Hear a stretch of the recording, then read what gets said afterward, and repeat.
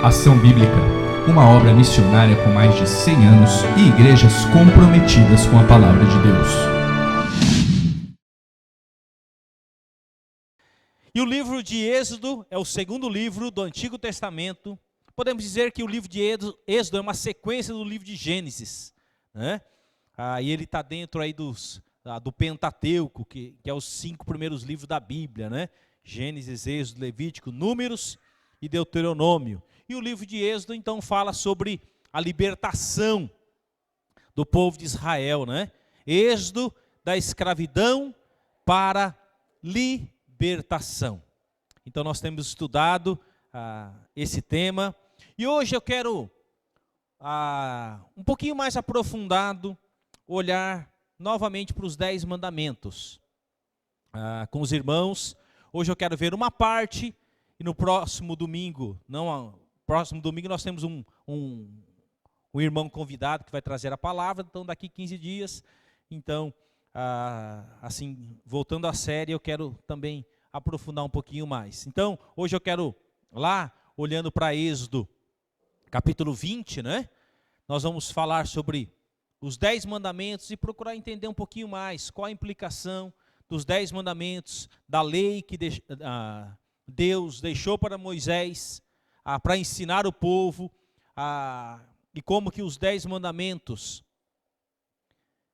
têm implicações, não somente para o povo de Israel, mas também para nós, cristãos também, nos nossos dias. Então, fazendo um resumo de Êxodo, capítulo 20, nós temos os 10 mandamentos, né? Então, de maneira bem resumida, Êxodo 20 diz assim, ó: então o Senhor deu ao povo todas essas palavras: eu sou o Senhor, seu Deus, que o libertou da terra do Egito, onde vocês eram escravos.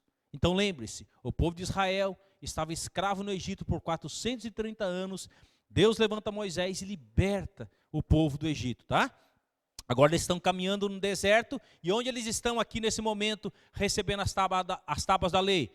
Aos pés do Monte Sinai, ok? O povo está ao pé do Monte Sinai, e Moisés está lá em cima, conversando com Deus, recebendo de Deus as orientações para o povo de Israel. Verso 3, não tenha outros deuses além de mim. Não faça para si espécie alguma de ídolo ou imagem de qualquer coisa. Não use o nome do Senhor, seu Deus, de forma indevida. Lembre-se de guardar o sábado, fazendo dele um dia santo, separado.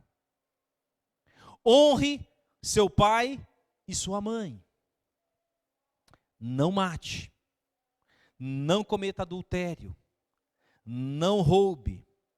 Não dê falso testemunho contra o seu próximo. Não cobice.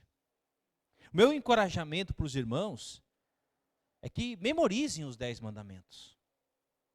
Não somente guardar na memória, mas guardar no coração. Os meninos do povo de Israel, quando eles chegavam aos 12 anos de idade, eles não somente conheciam os 10 mandamentos, mas eles também conheciam o Pentateuco, os 5 livros da Bíblia. O conhecimento das Escrituras. E Deus vai enfatizar isso várias vezes, que os pais tinham a responsabilidade de ensinar os seus filhos, aproveitando cada oportunidade.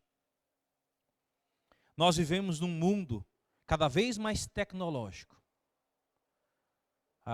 Hoje nós vivemos em dias da IA, a inteligência artificial. E, no certo sentido, faz coisas absurdas com a tecnologia. Mas, independente do avanço da tecnologia, nós temos que nos voltar para Deus, conhecer a sua palavra, porque Satanás, estrategicamente, está enchendo a mente e o coração das pessoas com tantas coisas. As pessoas sabem conversar sobre tantas coisas. Mas a minha pergunta é, se nós conversarmos com uma das nossas crianças hoje e perguntar para eles, qual é um dos 10 mandamentos? Será que as nossas crianças sabem pelo menos um dos 10? E isso é um desafio para todos nós, não somente como igreja, mas como pais. E cada um de nós, quais são os mandamentos que nós conhecemos? E eu quero então olhar de uma maneira um pouco mais profunda, pensando nesses mandamentos. A lei moral de Deus, que Deus estabeleceu, o dever que Deus nos exige é a obediência à sua palavra revelada. Muito mais do que sacrifícios, ofertas, festas santas e os cerimoniais que Deus vai estabelecer para o povo de Israel, acima de tudo isso não tem valor nenhum para Deus, se eu não obedecer a sua palavra. Não tem valor nenhum para Deus eu cantar, eu ofertar a Deus com meu dízimo e oferta, se eu não obedeço a palavra de Deus. A obediência é fundamental para que nós tenhamos uma relação profunda com o Criador. Como Criador, Ele nos chama, criaturas que somos, a amá-lo e servi-lo. E nossa responsabilidade é ainda maior como cristãos, pois fomos redimidos do pecado e do inferno por Cristo Jesus. Da mesma forma que o povo de Israel foi redimido, tirado do Egito, do mundo da época, com toda a sua idolatria, em Cristo Jesus, todo aquele que crê em Jesus é liberto da escravidão do pecado. E é isso que eu ensino para aqueles homens toda terça-feira. Independentemente das suas escolhas, dos erros e das consequências que você está pagando por causa dos seus erros. Se Cristo te libertar, você será livre. Cristo nos perdoa de todo o pecado. Nos redime da escravidão do pecado. Talvez você possa dizer, pastor, eu não sou escravo de dependência química. Mas talvez você possa ser escravo de outras coisas. E é isso que Satanás quer fazer, ele quer escravizar o nosso coração. Ele quer controlar a nossa mente, controlar o nosso coração. E Deus, através dos mandamentos, Ele quer redimir o seu povo para amá-lo e servi-lo. E obedecê-lo acima de todas as coisas. E é lindo pensar que desde o princípio, lá em Gênesis capítulo 1, Deus estabeleceu uma regra de obediência, como vemos no mandamento dado a Adão, representante da humanidade, de não comer do fruto da árvore do conhecimento do bem e do mal. Esse mandamento revela que a moralidade não é fruto de convenções humanas, mas fundamentada na autoridade divina, como registrada em Gênesis capítulo 2 e 3. Lá no jardim, Deus já deu ordem para o primeiro casal, e ainda o pecado não havia sido estabelecido.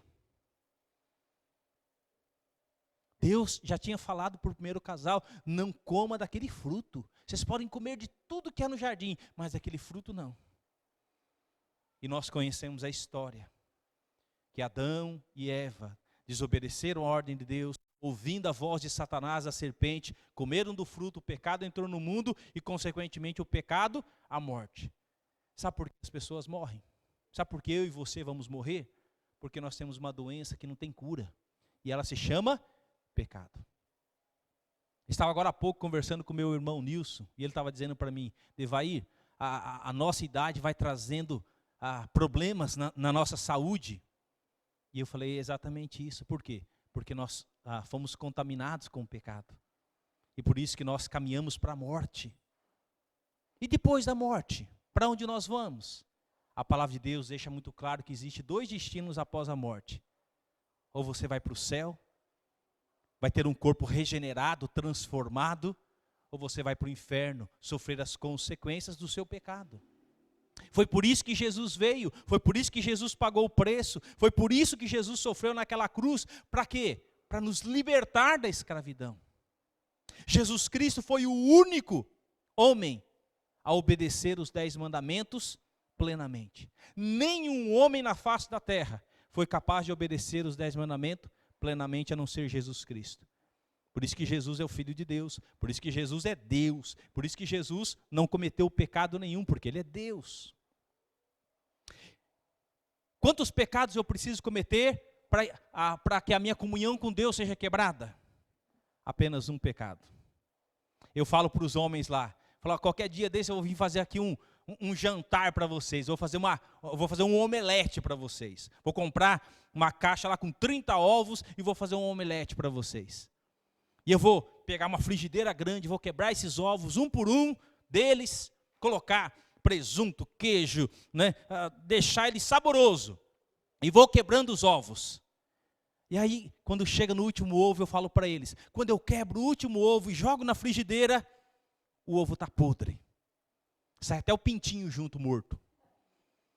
Aí eu pergunto para aqueles homens, e agora? Vamos comer esse omelete ou não? É só tirar o pintinho morto de lado assim, dar uma mexida, né? Como diz, né? Faça mal, faça bem, em nome de Jesus, amém.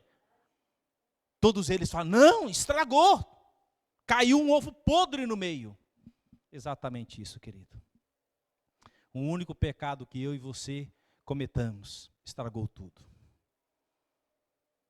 E a palavra de Deus fala que todos nós somos pecadores. Todos nós somos capazes de errar. Observe uma criança pequenininha. Desde pequenininho, ela já manifesta a natureza pecaminosa dela, com birra, né? Com egoísmo. Ela vai brincar com outra criança, é meu. Tem um monte de brinquedo lá, mas aqui é meu. Quem que ensinou o egoísmo para ela? É a natureza dela. Quem que ensinou ela a bater? É a natureza dela. Por quê? Porque nós somos pecadores. Então, desde o princípio Deus estabeleceu ordem e o homem pecou contra Deus. E além desse mandamento lá, o primeiro, Deus escreveu sua lei moral no coração humano, permitindo que Adão e Eva soubessem o que era certo ou errado, em seu estado de inocência, sem necessidade de uma revelação escrita. Nada tinha sido escrito. E Deus mostrou para eles o que era certo e o que era errado. Comer do fruto é errado, né? Contudo, após a queda, essa lei interna foi obscurecida pelo pecado. Ainda que a consciência reflita parte dessa lei, ela se tornou insuficiente, tornando essencial a revelação escrita das Escrituras, como evidencia Paulo em Romanos. Por isso Deus entendeu que era fundamental uma lei escrita. Uma lei escrita, por isso que vêm os mandamentos, as leis, né? As orientações de Deus para o seu povo. Todos nós temos uma consciência. E a grande pergunta é, como está a nossa consciência diante de Deus? Imagina que se nós conseguíssemos plugar um cabinho aqui, ó, no nosso cérebro, e a nossa vida fosse projetada nesse telão, e começasse a passar a vida de cada um de nós, começando pela minha, talvez eu ficaria corado de vergonha. Como está a nossa consciência diante de Deus? Por isso que só Jesus Cristo nos liberta, só Jesus Cristo nos transforma, e por isso a necessidade de uma lei escrita para o povo entender o que era certo, o que era errado, o que agradava a Deus e o que não agradava a Deus.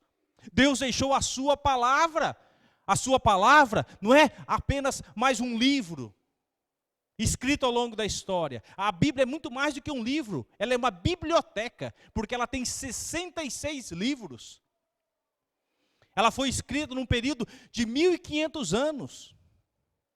Aí, como que aquilo que Moisés escreveu há mais de 3.000 anos atrás, como que aquilo que ele escreveu se conecta perfeitamente com aquilo que Paulo escreveu 1.500, 2.000 anos depois? Porque o mesmo Espírito que conduziu Moisés é o mesmo Espírito que conduziu Paulo. Por isso que a palavra de Deus ela é perfeita, ela não se contradiz, vai passar o século, vai passar os tempos, mas a palavra de Deus vai permanecer a mesma. E nós não podemos abrir mão da verdade da palavra de Deus, porque nós temos tantas seitas e heresia nos nossos dias, pela má interpretação das Escrituras, textos que são tirados do seu contexto, não analisa o texto. E por isso que nós temos tantas coisas terríveis sendo ensinadas nos nossos dias. Antes da queda, a lei interna já era clara ao ensinar que o maior dever é amar a Deus e ao próximo. Entretanto, com a entrada do pecado, mandamentos específicos se tornaram necessários, como: não terás outros deuses, não furtarás, não dirás falso testemunho, para orientar a vida de maneira que agradasse a Deus. Por isso foi necessário, depois da queda, ter uma lei escrita, para que o homem pudesse não somente ler, conhecer, mas aplicar no seu coração. A lei moral de Deus é resumida nos 10 mandamentos, proclamado por ele no Monte Sinai e gravados em 2 tábuas. Esses mandamentos se dividem em 2 partes. Os 4 primeiros referentes ao nosso dever para com Deus. E os 6 restantes ao nosso dever para com o próximo, revelando a centralidade do amor de Deus ao próximo. Os 4 primeiros falam do nosso relacionamento com Deus. E os 6 últimos mandamentos falam do nosso relacionamento com o próximo. Não matar, não adulterarás, honra teu pai e tua mãe. Tem a ver com o nosso relacionamento com o próximo. E é interessante que quando Deus está falando com Moisés ali no Monte Sinai, ele começa dizendo assim no versículo 1, Deus falou todas essas palavras: eu sou o Senhor, o seu Deus, que o tirou da terra do Egito, da casa da escravidão. E aí ele vai desenvolver os mandamentos. Primeiro ele começa dizendo: eu sou o Senhor. E esta é a palavra hebraica para dizer eu sou. É uma palavra, segundo o tetragrama hebraico, quase que impronunciável. Nós temos aqui 4 consoantes, Y, H, W, H. Essa era a pronúncia de Deus. Yahvé, ou quase, ou parecido com isso. É interessante que o nome de Deus em hebraico, Yahvé, que significa eu sou o que sou, ou eu serei o que serei. É interessante que esse tetragrama sagrado, formado por 4 consoantes, é considerado um dos nomes mais importantes de Deus na tradição judaica, ou quase que impronunciável.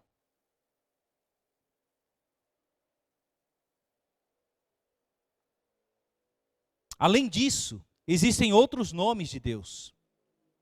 E é interessante que apenas o sumo sacerdote, chamado a festa do Yom Kippur, chamado o dia da expiação, somente o sumo sacerdote nesse dia ele poderia pronunciar esse nome. Yahvé. Somente. E olha que interessante. Qual que é a coisa mais importante do ser humano, quando nós pensamos na nossa vida? Respirar é o ato mais básico da natureza humana. Inspirar, expirar. Inspirar, inspirar. E essa, interessante, é a pronúncia mais próxima do tetragrama do nome de Deus.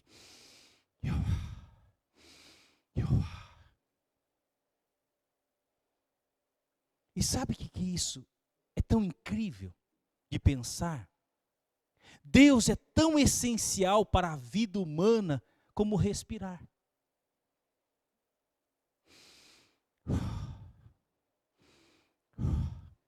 Essa era a pronúncia mais próxima desse nome, como um respirar.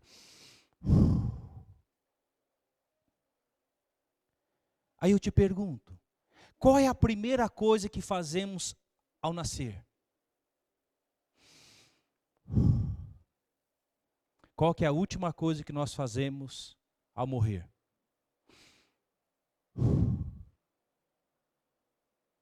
Não é incrível?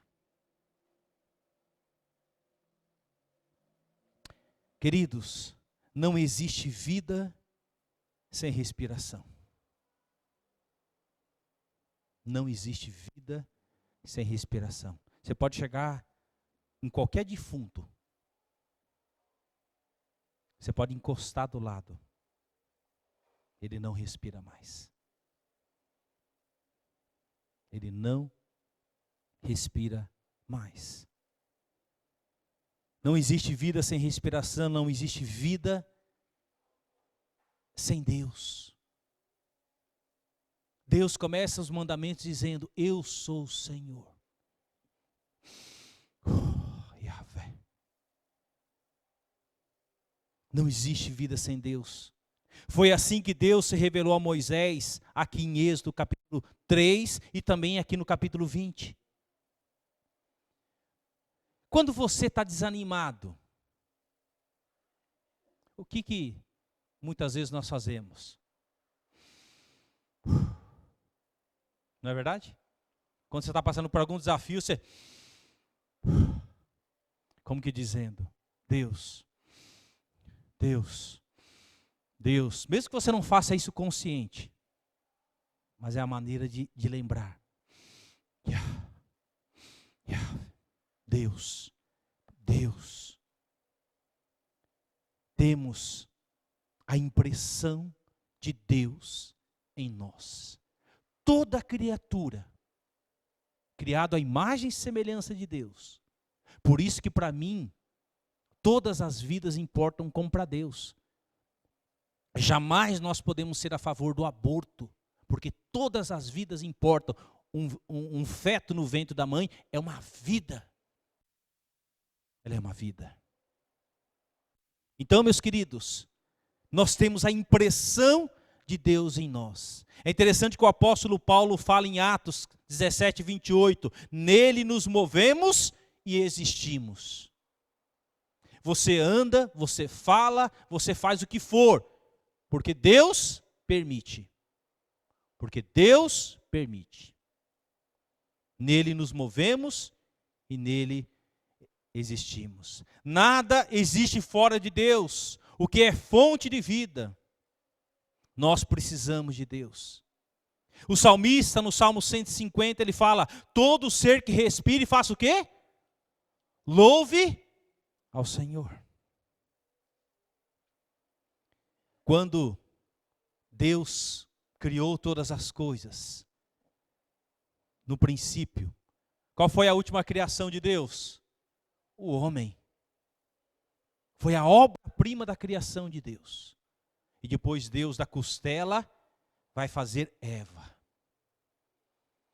E a palavra de Deus fala lá em Gênesis 2:7, e formou o Senhor Deus o homem do pó da terra.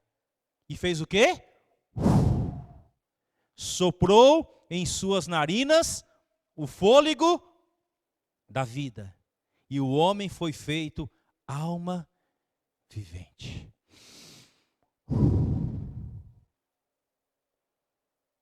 Quando quem tem bronquite aí, lembra da época da pandemia? Qual que era o maior desafio? As pessoas o quê? Respirarem. Uma vez, quando eu estudava lá no colégio com meu irmão, um irmão mais velho que eu, a gente estudava junto, e E a gente sempre aquela disputa de sair correndo para quem chega primeiro em casa. E nessa eu tentei sair correndo, o portão estava fechado ainda, mas tinha uma brecha na grade lá do portão. Falei, vou passar por ali, né, para sair na frente do meu irmão. E nessa, quando estou subindo, eu tropecei, pum, bati a barriga com tudo na quina de um concreto. Pum. E o meu irmão rindo do lado. Eu não encontrava, tentando puxar, eu perdi o ar. Que desespero. Imagina o desespero para quem está morrendo afogado. Imagina o desespero para aqueles que vão faltando o ar. Não é verdade?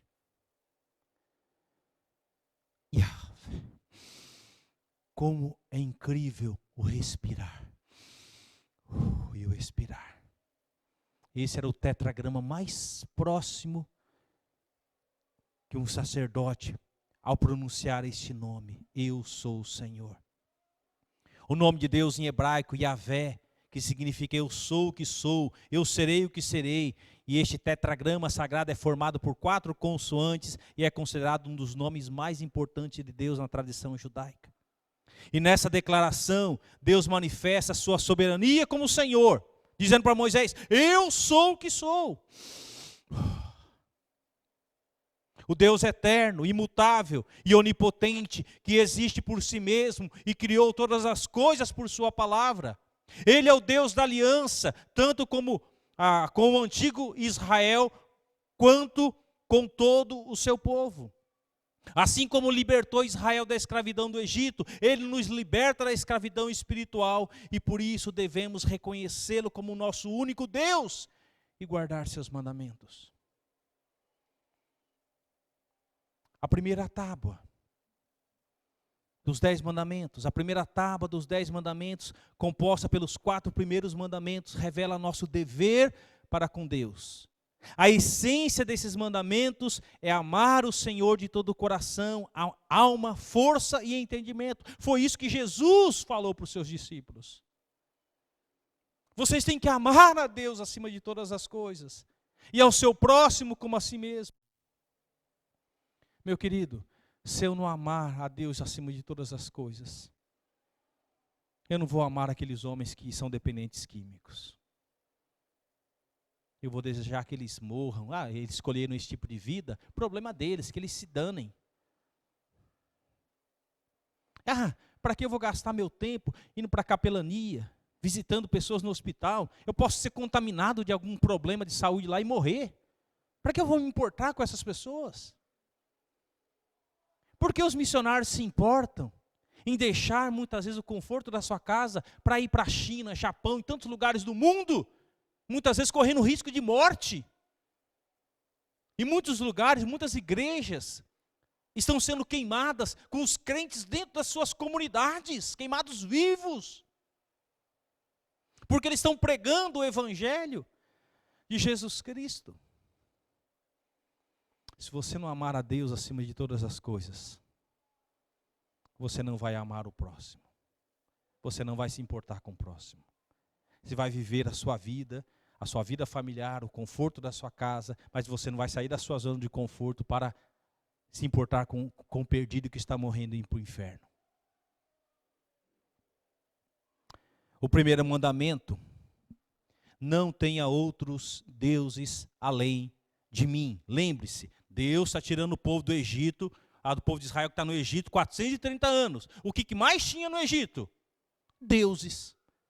Por isso que é um chamado um povo politeísta. Então o povo de Israel foi impregnado com toda essa idolatria durante 430 anos. E Deus está tirando esse povo agora, levando para o deserto. E Deus está dizendo para eles, o primeiro mandamento, não tenha diante de mim nenhum outro Deus. Não tenha diante de mim. E o que isso implica? O primeiro mandamento rejeita o ateísmo, que nega a existência de Deus. O ateísmo nega, mas ele não tem como provar que Deus não existe, porque toda a criação manifesta a glória de Deus. E mesmo que ele não acredite, a imagem de Deus está impregnada nele, porque ele respira. Até o respirar dele, ele está dizendo Deus. Então o primeiro mandamento rejeita o ateísmo. O politeísmo, o que é politeísmo? Adorar vários deuses, que acredita em múltiplos deuses. E também rejeita o panteísmo. O que é o panteísmo? Que identifica tudo como divino. O que é o panteísmo? Essa cadeira é Deus. Cuidado, cuida dela porque ela é Deus. A árvore, nós temos que abraçar a árvore porque ela é Deus. Isso é o panteísmo. A dizer que tudo é Deus. Que identifica tudo como divino. Ele nos ensina que há um único Deus verdadeiro e revela um problema profundo no coração humano, a idolatria.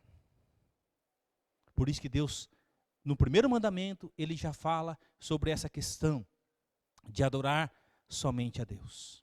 Queridos, só existe um Deus, Criador dos céus e da terra, Deus todo-poderoso, soberano, onipotente, onisciente, eterno, grande, um único Deus que deve ser adorado.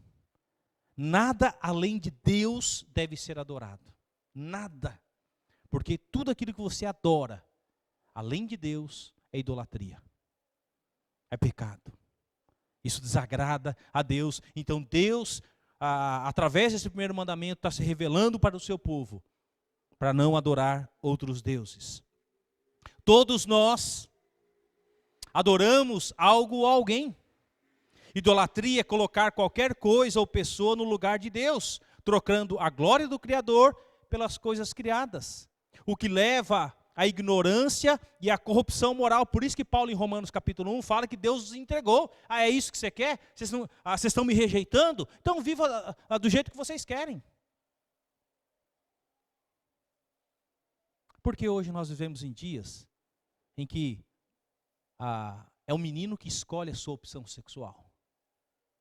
É a menina que escolhe a sua opção sexual, que já foi determinada por Deus. Menino é menino, menina é menina. Porque nós temos tantos problemas. E foi por isso que Deus, então, aqui em Romanos, o apóstolo Paulo fala, então Deus os entregou. É assim que vocês querem viver? Vivam. Vocês querem viver longe de Deus, desobedecendo aos mandamentos de Deus? Vivam. Mas vocês vão sofrer as consequências das suas próprias escolhas. E é triste. Você pode ver que a família tem sido desfigurada nos nossos dias. Dilaceradas. Muitos homens estão deixando de ser homens. E muitas mulheres estão deixando de ser mulheres. Os ídolos não se limitam a altares pagãos, mas também habitam os corações. Ezequiel, Gálatas fala sobre isso. Uma vez que a idolatria é problema de amor desordenado e confiança indevida. O problema são os ídolos do coração, que nos afasta de Deus. E qualquer coisa pode ocupar o nosso coração. Hoje tem ídolos, jogadores de futebol, cantores. Já viu aquela histeria, muitas vezes vem determinado cantor que vem de determinado país cantar no Brasil, por exemplo? Tem pessoas que ficam semanas na fila para comprar o ingresso e o show vai ser daqui 3, 5, 10 meses. Idolatria. Idolatria. Qualquer pessoa que ocupe o lugar de Deus no nosso coração se torna um ídolo no nosso coração. Nossa mãe, nosso pai, nossos filhos, os nossos bens materiais. E tudo isso que ocupe o lugar de Deus no nosso coração se torna um ídolo nosso coração.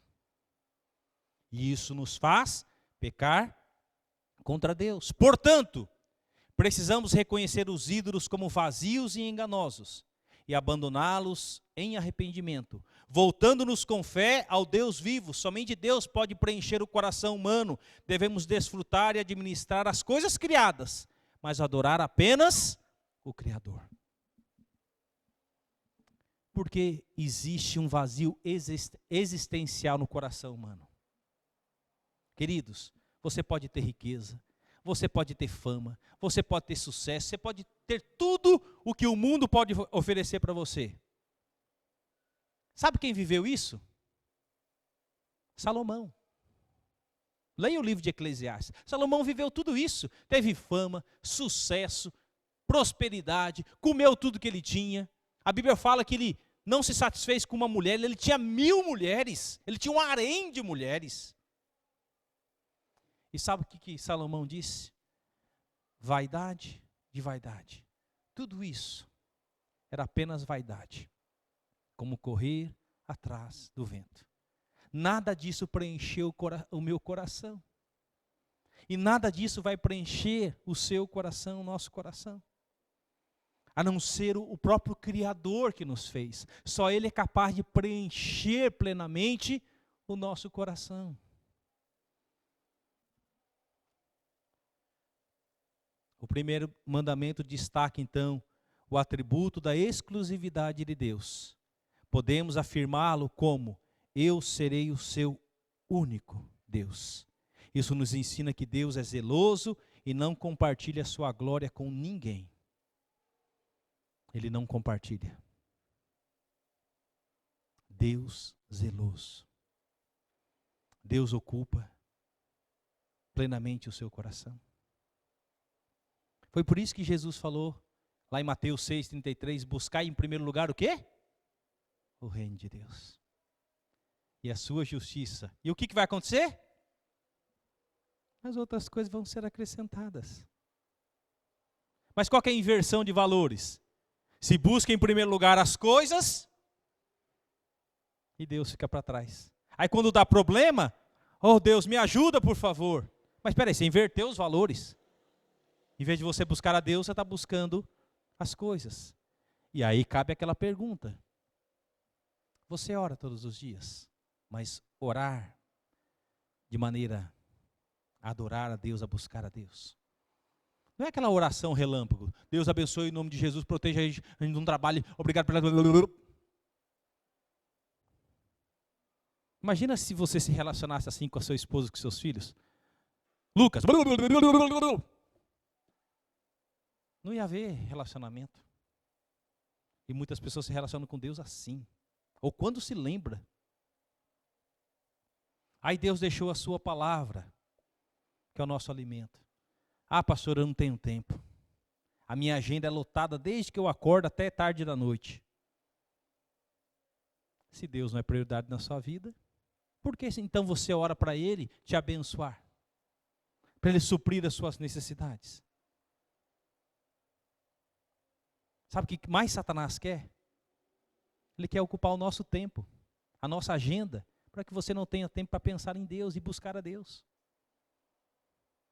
Por isso que tem tantas pessoas arrebentadas, aflitas, angustiadas, em depressão.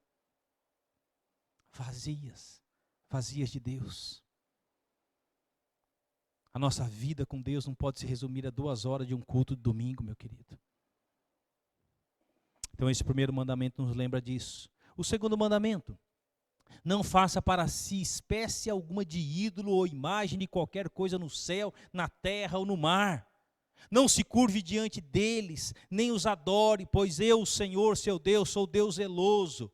Trago consequências do pecado dos pais sobre os filhos, até a 3ª e 4ª geração dos que me rejeitam, mas demonstro amor por 1000 gerações dos que me amam e obedecem aos meus mandamentos. O que esse mandamento está dizendo para mim e para você?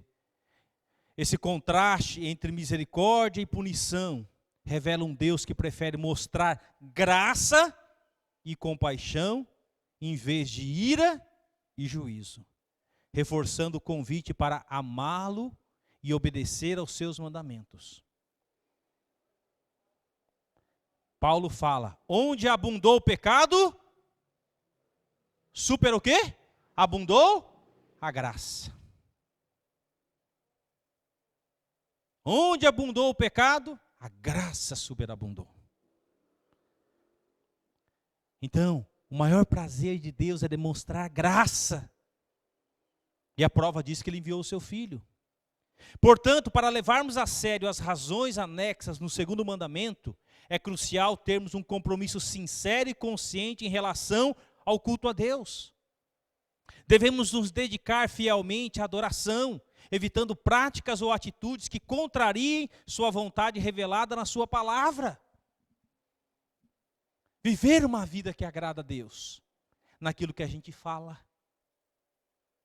como a gente trata as pessoas, o nosso próximo, o nosso cônjuge, os nossos filhos, como a gente se veste, o que a gente escreve nas redes sociais, como a gente trata as pessoas. Isso revela o nosso culto a Deus. Se eu odeio o meu irmão, se eu não perdoo o meu irmão, se eu falo do meu irmão pelas costas, eu não estou cultuando a Deus. Então, esse mandamento é tão importante. Já ouviram falar sobre a heredição, a maldição hereditária?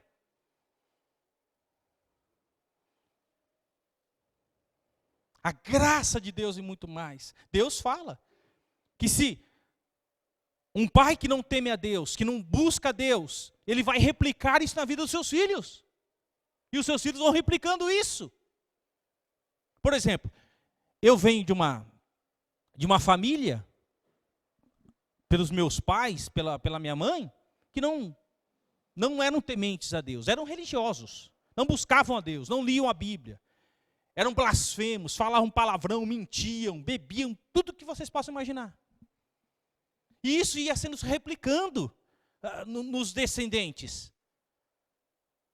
Mas até que a graça alcançou o meu coração, alcançou o coração do meu irmão, depois da minha mãe, dos meus irmãos. Então a graça interrompeu essa questão.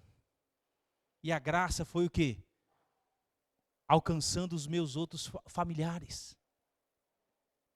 Então, olha que interessante, que a graça de Deus é muito maior do que as consequências. Como é dita nos mandamentos, nesse segundo mandamento. Então, meus queridos, a graça de Deus é mais abundante. E Deus quer demonstrar graça. Deus sempre desejou salvar o homem perdido. Mas quando o homem se volta contra Deus, se volta contra a sua palavra, ele vai sofrer as consequências. E por isso que o nosso mundo está como está. Por isso que o nosso mundo está em guerra. Por isso que o nosso mundo está caminhando para a volta de Jesus. Por isso que já não existe mais amor. Por isso que você vê nos noticiários filhos matando pais. Coisas terríveis. Muitas vezes você vê, por exemplo, na casa de recuperação, tem pessoas que estão ali há meses, que nenhum familiar vem visitar. Nenhum familiar vem.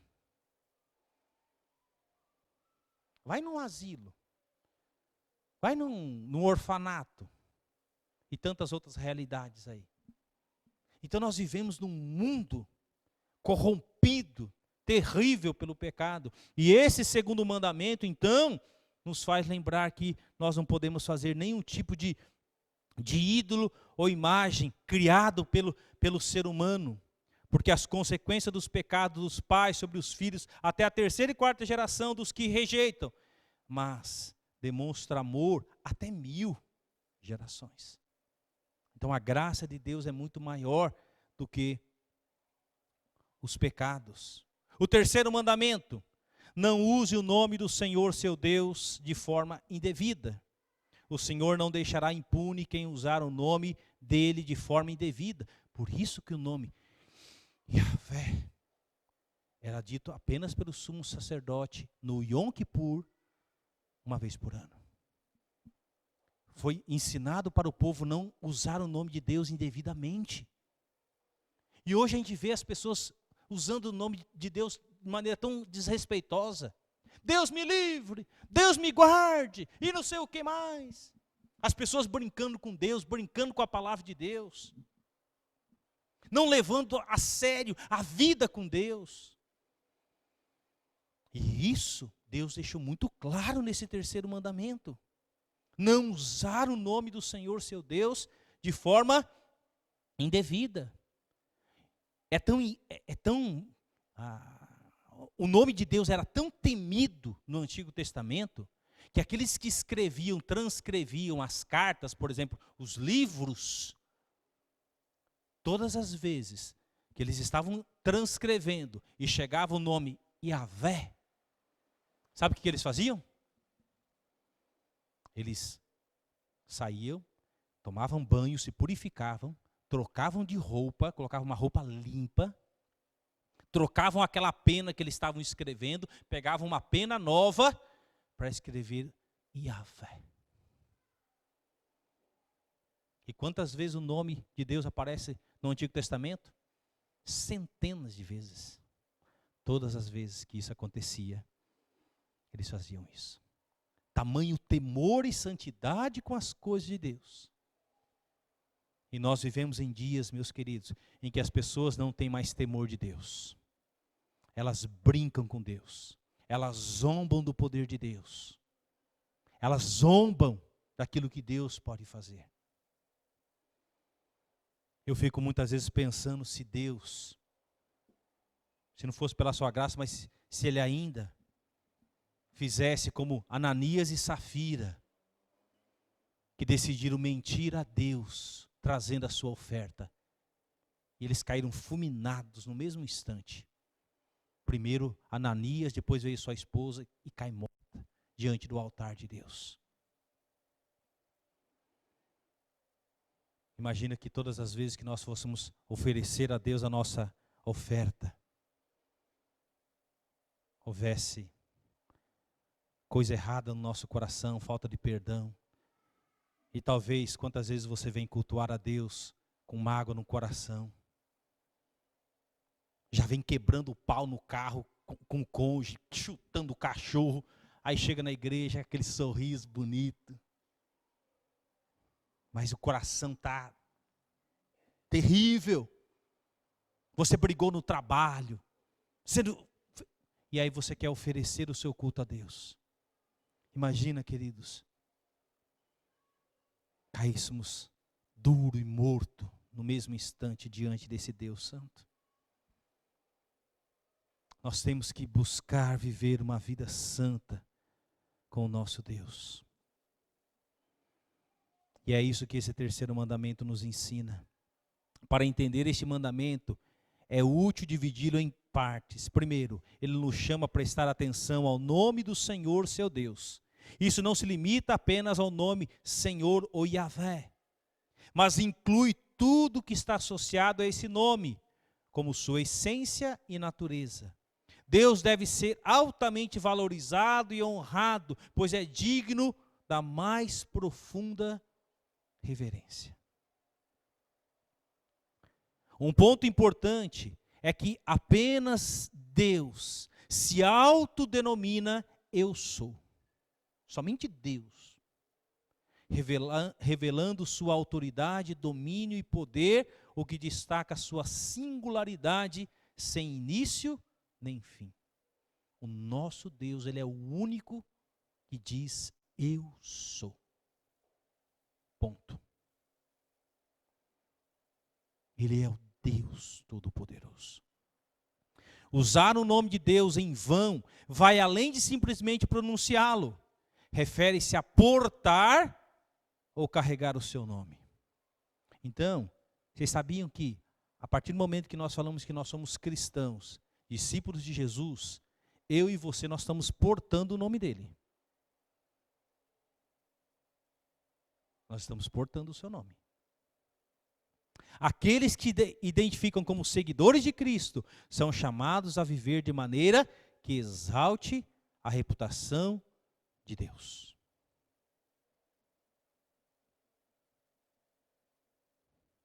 Talvez você volte, talvez os mais antigos aqui, talvez se lembram, né? Mais do que nos nossos dias. Mas antigamente, quando uma pessoa falava que ele era um cristão, o que acontecia? Havia respeito. Os bancos davam crédito.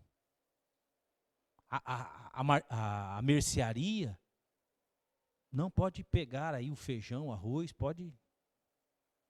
E o cristão todo mês ia lá, cumpria. Com a sua responsabilidade e testemunho. Porque ele sabia que ele carregava o quê? O nome de Deus. Vai no banco hoje. Vai na mercearia. Fala assim, eu sou cristão, eu sou pastor. Pastor, pior ainda, não vou dar crédito. Não é verdade? Que vergonha. Que vergonha para o nome de Jesus. Nós deveríamos ser os primeiros a sermos exemplos de reputação. Não é uma vergonha? Lembre-se disso. Onde você for, você está carregando o nome de Cristo com você. Além disso, o mandamento nos adverte contra usar o nome de Deus de forma falsa ou sem propósito, o que inclui momentos de culto em que cantamos ou falamos sobre Deus sem verdadeiramente devoção. Às vezes eu posso estar cantando aqui. Vim para adorar-te. Ó, entrei afinado, né?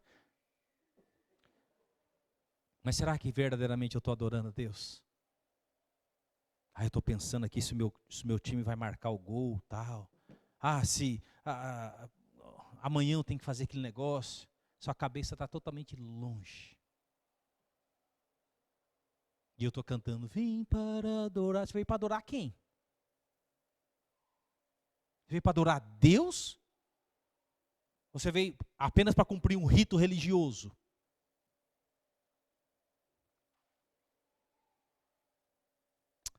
Como cristãos carregamos seu nome. Paulo fala isso em Atos, Romanos, 1 João. O que significa que a reputação de Deus está vinculada a nós. Portanto, devemos viver de forma a glorificar seu nome e refletir sua santidade. Querido, não diga que você é cristão se você não vive o cristianismo. Diga que você é cristão se você vive, se você quer realmente carregar o nome de Deus. Isso vai implicar o quê? Muitas vezes perseguição, afronta, vai implicar um sacrifício da minha parte e da sua parte. E quando Jesus voltar, ele vai voltar para buscar os seus filhos e as suas filhas, aqueles que se identificam com ele verdadeiramente. Porque Jesus fala, Jesus, por quê? Nós cantamos, nós fomos na igreja, nós dizimamos. E Jesus fala o quê para essas pessoas? Apartai-vos de mim, eu não vos conheço. Eu não vos conheço. Vocês eram religiosos apenas de final de semana. Cuidado, meus queridos, cuidado de achar que você é filho ou filha de Deus, mas não teve um verdadeiro encontro com Jesus. E o quarto mandamento que eu quero encerrar. Lembre-se de guardar o sábado, fazendo dele um dia santo. Você tem mais 6 dias na semana para fazer os trabalhos habituais. 6 dias Deus nos dá. Mas o 7º dia é o sábado do Senhor, seu Deus. Nesse dia, ninguém em sua casa fará trabalho algum. Nem você, nem seus filhos, filhas, nem seus servos e servas, nem seus animais, nem o estrangeiro que vive entre vocês. O Senhor fez os céus e a terra, o mar e tudo que neles há, em 6 dias. No 7º dia, porém, descansou. Por isso, o Senhor abençoou o sábado e fez dele um dia santo, separado. O que esse mandamento nos ensina? Embora existam diferentes interpretações sobre como guardar o sábado atualmente, o foco principal reside em 3 aspectos: descanso, Descansar. Lembrança de tudo que Deus fez por você ao longo da semana, como Deus cuidou, proveu. Lembrança das coisas que Deus fez. E terceiro, adoração. Deus, obrigado, porque eu tive uma semana de trabalho, eu tive café, almoço, janta. O Senhor me protegeu nas viagens que eu fiz, no trabalho, cuidou dos meus filhos. Esses 3 aspectos estão implícitos nesse mandamento. Descanso, descansar o corpo. Ninguém é máquina. Ninguém é máquina. Nós precisamos descansar. Deus ordenou, lembre-se de guardar o sábado, destacando a importância de refletir, meditar tanto na criação quanto na redenção. E aqui em Êxodo 20:11, o mandamento aponta para o descanso de Deus após a criação. Enquanto em Deuteronômio, que é repetido esse mandamento, destaca a redenção do povo do Egito, levando-os ao descanso. Lembre-se, quando Deus criou todas as coisas, no 7º dia ele descansou. O que é esse descansar? Ele contemplou tudo que ele fez nos 6 últimos dias. Deus está levando o seu povo para um lugar de descanso. O quê? A terra prometida. E Deus está nos levando para onde? Para o céu. Para descansarmos eternamente com Deus, contemplarmos tudo que Deus, na presença de Deus. Alguns insistem rigorosamente que o descanso deve ocorrer no 7º dia da semana. No entanto, a exigência moral não está no dia específico, mas no padrão bíblico de trabalhar 6 dias e reservar um dia para o descanso e adoração. Leia os evangelhos, Jesus curou pessoas no sábado. Não era o dia específico. Trabalhar 6 dias e ter um dia de descanso, de adoração, diante de tudo aquilo que Deus fez. Olha que interessante. Na verdade, a igreja primitiva adotou o primeiro dia da semana, o domingo, como o dia do Senhor, seu dia de descanso e culto.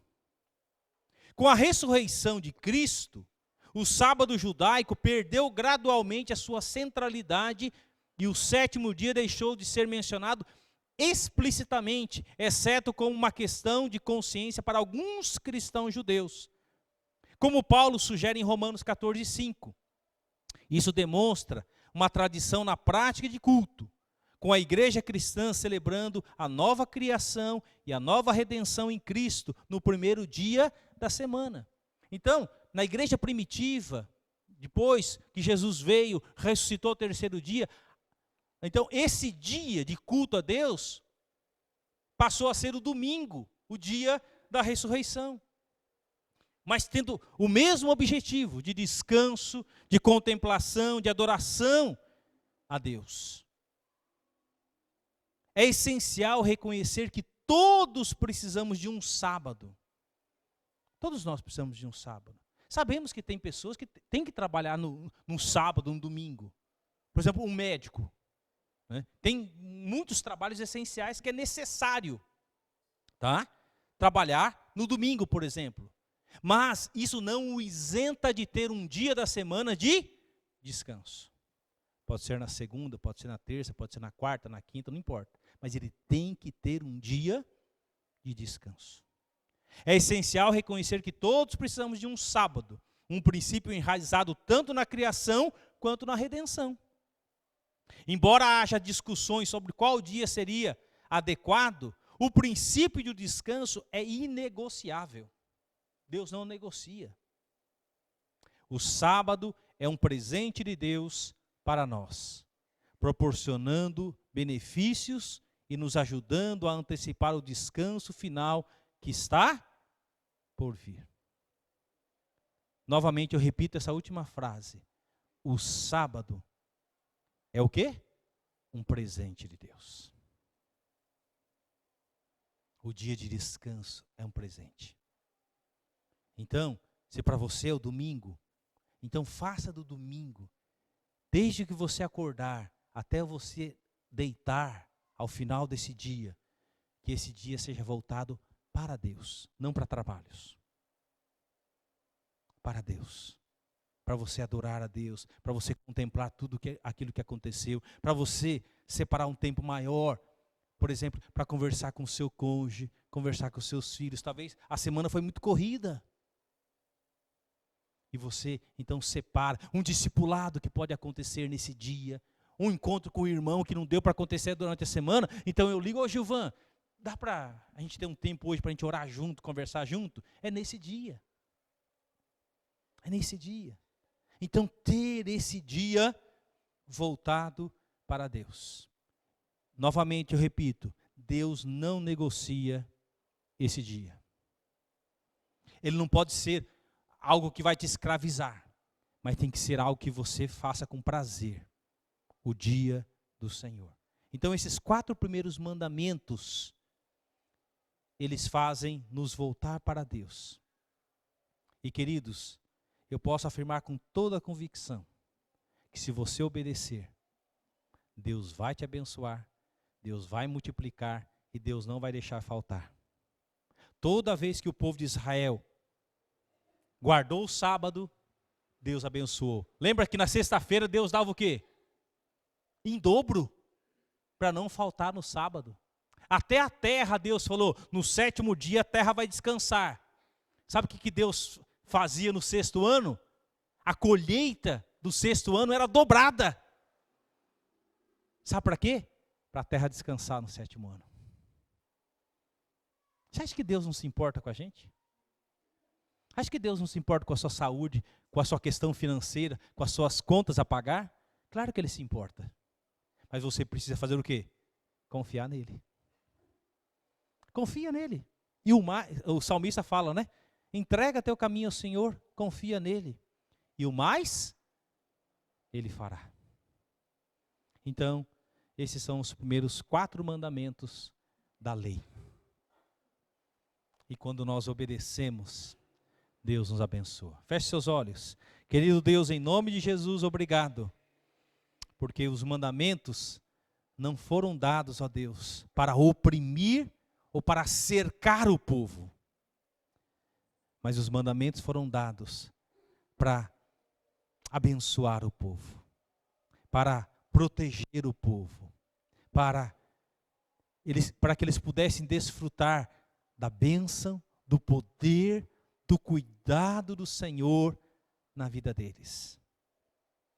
E a palavra de Deus nos mostra que todas as vezes que o povo obedeceu, Deus abençoou, Deus deu livramento, Deus deu cura, Deus abriu portas, Deus deu vitória contra os inimigos.